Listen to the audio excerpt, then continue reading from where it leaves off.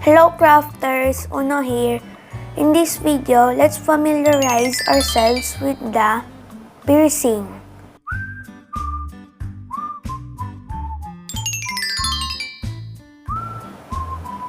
Piercing consists of two candles.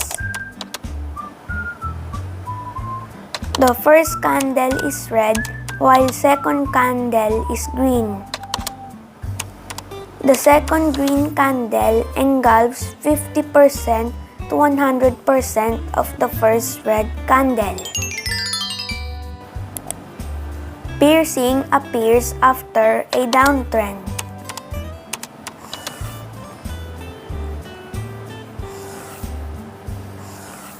It is a bullish reversal pattern. Let's spot on some piercing patterns.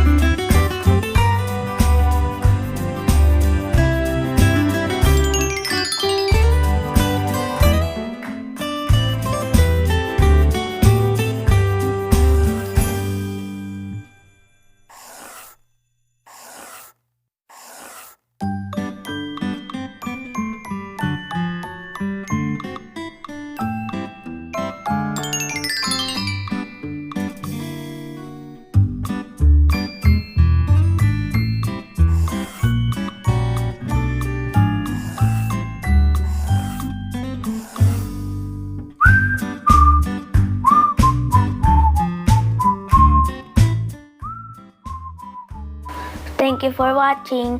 If you like this video, please give it a thumbs up. Please subscribe to my channel and hit that notification bell so you will be updated every time I post a new video.